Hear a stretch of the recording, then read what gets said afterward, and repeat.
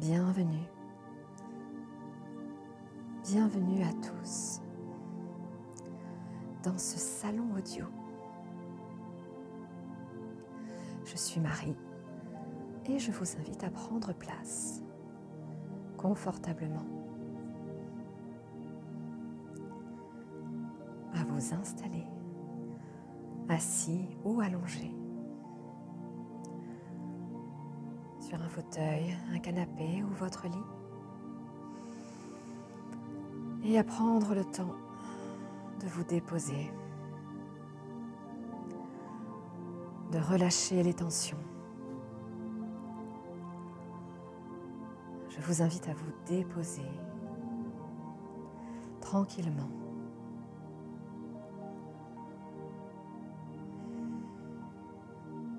Détendre tout le corps et laisser la respiration aller et venir à son rythme.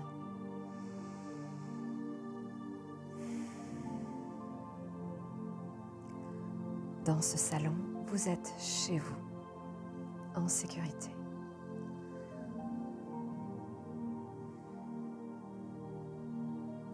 Vous pouvez prendre le temps de vous installer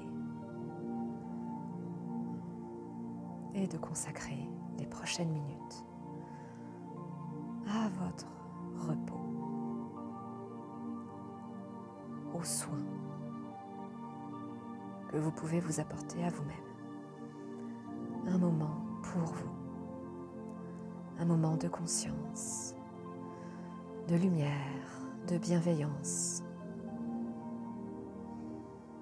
sans sollicitation. Vous pouvez laisser les pensées à l'extérieur de ce salon.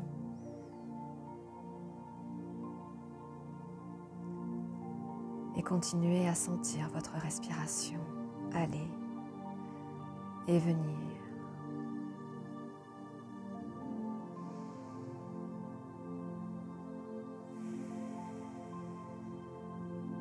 Vous êtes tranquille.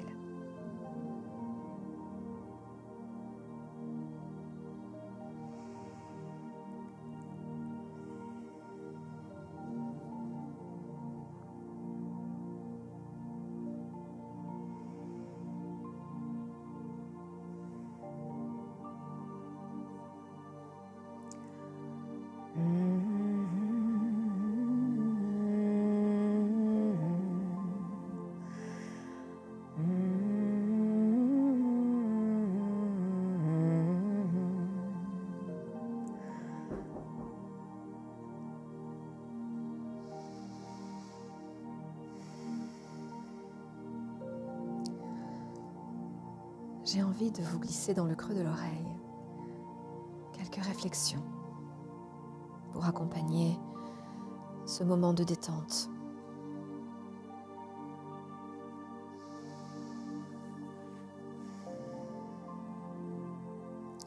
Vous parlez des enfants du Nouveau Monde.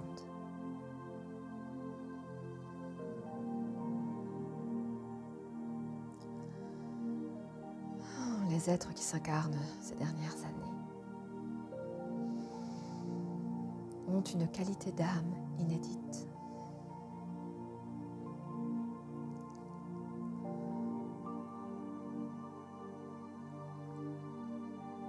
Il devient de plus en plus compliqué d'offrir à ces enfants un cadre et les structures qui existaient jusqu'à présent.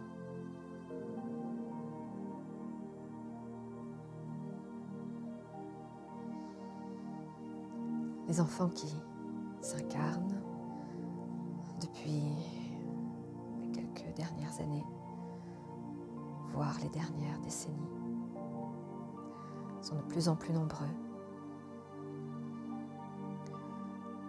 à ne plus être adaptés et adaptables au monde, à la société, telle que nous l'avons connue. Imaginez des âmes venant sur Terre pour la première fois. Pour la première fois, découvrant l'expérience de l'incarnation sur Terre. Imaginez des âmes qui jusque-là avaient toujours, presque toujours, baigné dans les fréquences du soleil, baigné dans le chant unifié de Dieu.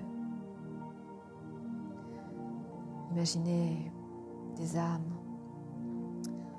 pures, d'une grande innocence, d'une grande sagesse, ayant vécu des millions de vies à droite et à gauche, qui ont retrouvé totalement et absolument leur pureté originelle. Elles sont neuves et elles viennent pour la première fois sur Terre. Pourquoi viennent-elles? Elles viennent comme attirées par la fréquence de ce que la Terre promet à être dans les prochaines années. Dans un terme plus ou moins long et plus ou moins proche également. Une Terre nouvelle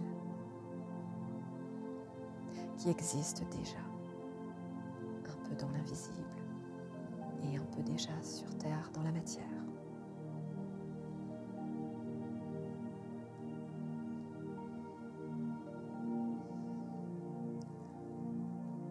Appelée par la promesse du rêve de Dieu devenant réalité sur Terre. Ces enfants ne viennent pas sur Terre pour prolonger ce qui existe déjà et qui s'enfonce dans le passé et dans l'ancien, dans des codes plus ou moins éloignés et dénaturés par rapport au respect du vivant. Ces enfants viennent avec les fréquences d'un respect total du vivant. Le respect du vivant est partie intégrante et centrale de l'essence de l'être humain naturel. Le respect du vivant, de tout le vivant, dans le visible tant que dans l'invisible, qui constitue tout le tissu de la création. Une création harmonieuse, organique, ordonnée. Cette harmonie est appelée à revenir sur Terre prochainement, dès à présent. Et les enfants qui s'incarnent aujourd'hui sur Terre ne viennent pour rien d'autre que cela, faire advenir ce monde de demain qu'ils ont déjà en eux.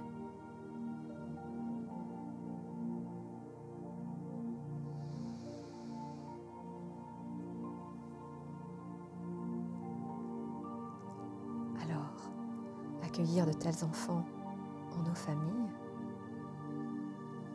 relève d'un certain challenge. Mais la plupart d'entre nous qui accueillons ces enfants, voyons et savons, connaissons le contexte dans lequel ils arrivent. Le contexte général, exopolitique, cosmique de cette ascension planétaire, de la bifurcation entre l'ascension et l'involution.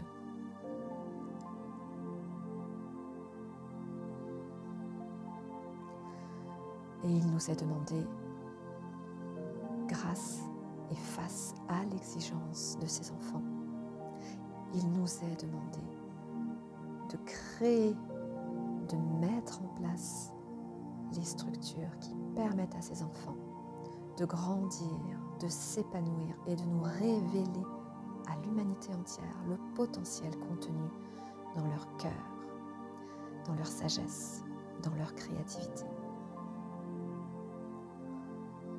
Ce sont des structures qui diffèrent de celles existant ici, dans la société occidentale. Ce sont des structures organiques qui aident l'enfant à bien être aligné à son corps physique, à bien être ancré et en alignement avec la terre et la nature et tout le vivant qui compose la nature. Leur proposer un cadre qui met clairement en avant l'importance de l'expérience directe, l'importance de la sensation, l'importance de la connexion au corps, de la connexion à ses propres ressentis pour les mettre en mots, sans peur du jugement, en se sentant en sécurité émotionnelle et affective pour pouvoir prendre conscience de l'émotion, pouvoir la laisser s'exprimer dans un cadre où on se sent accepté quelle que soit l'émotion qui nous traverse afin de pouvoir grandir, se structurer naturellement, entouré d'adultes conscients et matures. Laissez les enfants déployer leur force, leur curiosité, leur créativité, la liberté de leur esprit encore plein de magie, plein d'interpénétration des différentes dimensions, encore un peu de souvenirs de vie antérieure, de souvenirs d'autres vies, d'autres vibrations, d'autres dimensions, tout en étant ici et en découvrant pas à pas certaines règles, certaines réalités de la matière ici sur Terre. Sans forcer l'intellectualité, la laisser venir à son rythme, au bon moment et pas trop tôt. Voilà quelques exemples de structures, d'accompagnement qui peuvent être des bases à ce que nous pouvons proposer pour ces nouveaux enfants, pour construire ensemble, adultes d'aujourd'hui, adultes de demain, le monde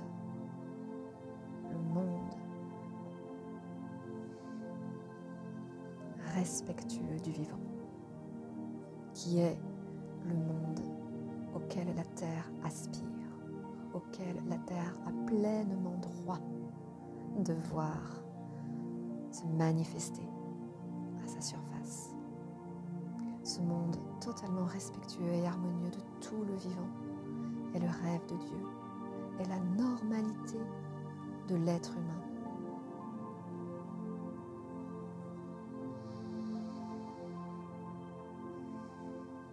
La planète est prête. C'est maintenant. C'est dès à présent que ces structures se mettent en place. C'est dès à présent que petit à petit, les changements commencent à germer de la surface de la Terre, dans nos cœurs, dans la matière. Et c'est le cas. Et n'ayons pas peur d'oser pleinement embrasser le monde de demain, parce que les enfants sont bien réels et que notre timidité ou notre tiédeur à ensemencer le monde par ces nouvelles structures, notre tiédeur et notre timidité rendent les enfants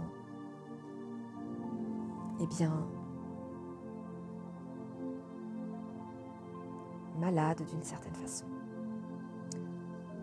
dans le sens où s'ils ne sont pas pleinement accueillis tels qu'ils sont, avec un espace de liberté pour exprimer de façon alignée ce qu'ils sont et ce qu'ils ont à l'intérieur d'eux, eh bien, ils peuvent développer des troubles, des comportements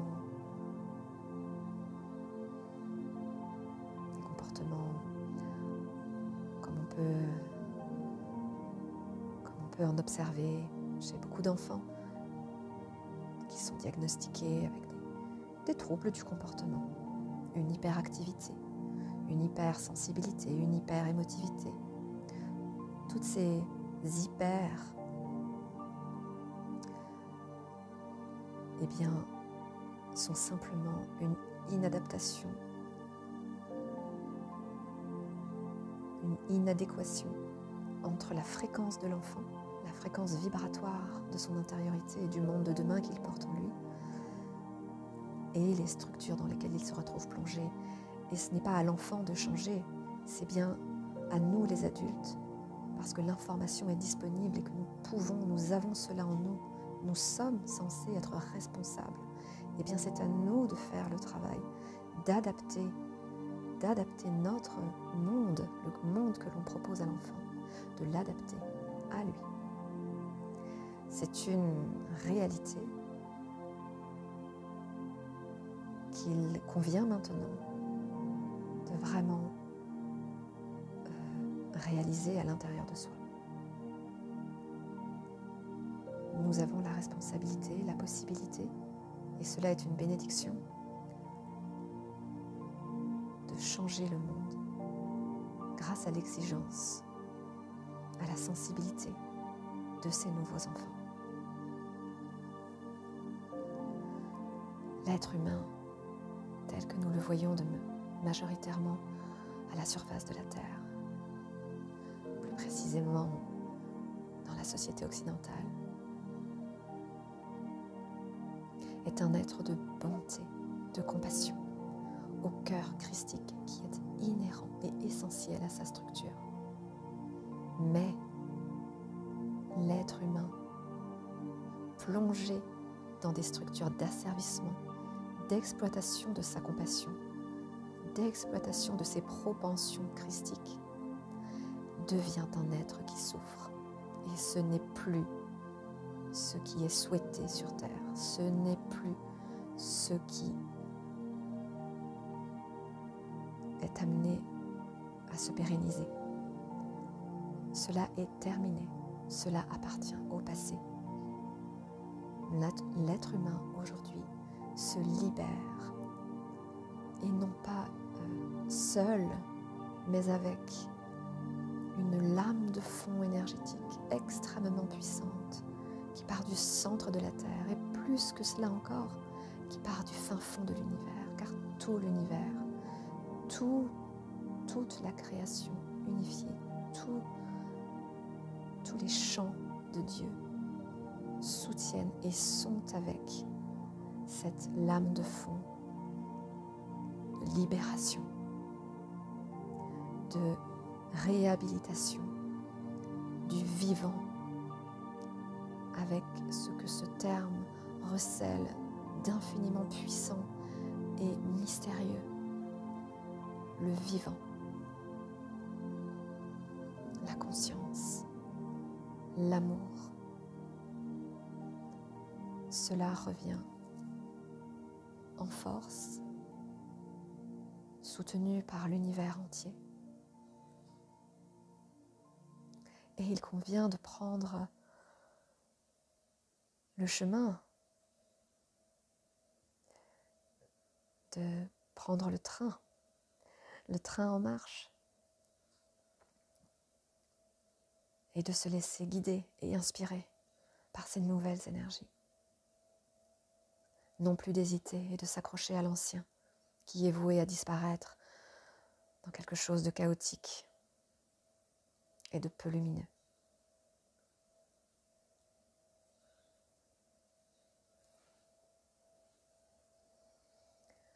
Alors, nous pouvons faire de notre mieux, nous rassembler partager nos idées, co-créer, nous retrouver dans des lieux, rassembler nos enfants ensemble et voir comment, ensemble, petits et grands, nous avons en nous un élan de vie extraordinaire qui ne demande qu'à être émulé au contact des uns des autres pour qu'à travers nos mots et nos idées, ces structures du monde de demain prennent pied et prennent place concrètement sur Terre, dans nos vies, à chaque instant.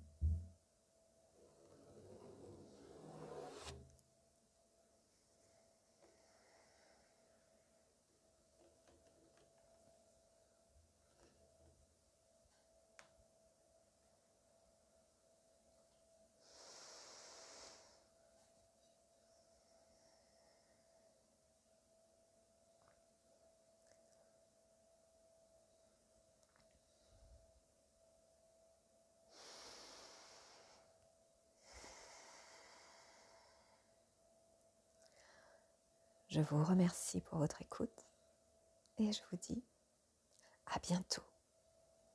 Prenons soin les uns des autres.